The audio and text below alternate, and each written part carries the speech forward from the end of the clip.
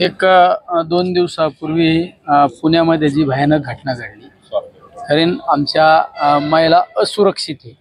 जर आपण जो एसटी मंडळाचा महामंडळाचा जो प्रवास सगळ्यात सुरक्षित प्रवास म्हणून आपण समजतो, त्या एसटी मध्ये ही घटना घडली। राज्यातली पहिलीच घटना असेल, इतकी दुर्दैवी घटना घडली। त्यामुळे मी लोकप्रतिनिधी या नात्याने माझ्या जिल्ह्यातील काही डेपोमध्ये जाऊन महिलांच्या बाबत सुरक्षिततेच्या बाबत काय दखल घेतली गेली पाहिजे आणि काय घेतात याची पाहणी करण्यासाठी आलो।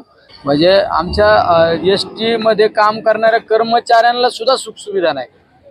सरकार उदासीन। मी आता ज्या एसटी मध्ये चढलो होतो, त्या एसटीतल्या काही पॅसेंजरनी सांगितलं मला की येताना बऱ्याच ठिकाणी लाईट बंद चालू होत होती। मी ड्रायव्हरला विचारलं लाईटचं काय, ते नाही आता चालू केली। म्हणजे इतकी भयानक परिस्थिती होती, गिअर टाकायचं दांड सुद्धा व्यवस्थित नव्हतं बा। संबंधित मंत्र्याला मी आजच संध्याकाळी या सगळ्या परिस्थितीची माहिती मेलद्वारे कळवणार आहे। कायदा व्यवस्था तर बिघडलेलीच आहे ना, कोणाचं लक्ष नाही, कोणाला लक्ष द्यायला वेळ नाही, पहिला सुरक्षित नाही। यासाठी माझं तर एक म्हणणं आहे, एक सूचना आहे, आता एसटी मध्ये सीसीटीव्ही कॅमेरे बसवले पाहिजे।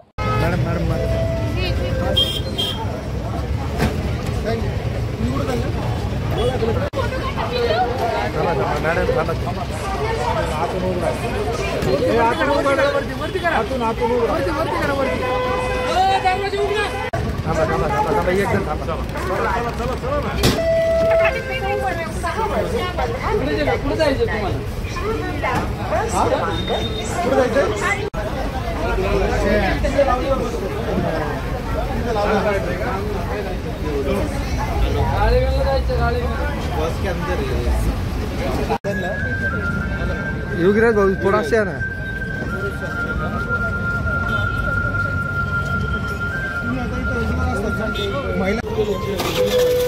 थांब रे थांब। तुम्ही कर्मचारी तुम्हाला वॉशरूम असं रोज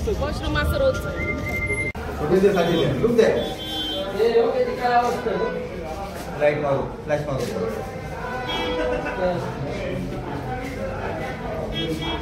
काय लोकांना पण सांगायचं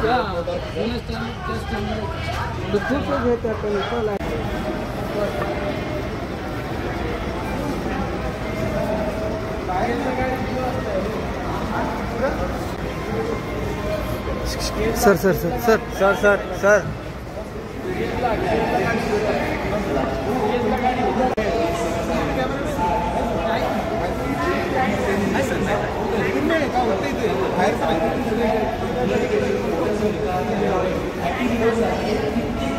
सर ये कुठं चालू आहे? हां हां हां बरोबर आहे, चालू व्हिडिओ पाहिजे ना, आहे सीसीटीव्ही कॅमेरा आहे सर।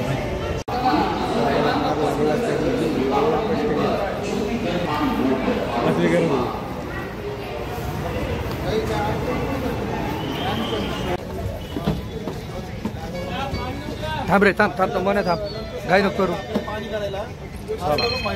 टाका मोबाईल मध्ये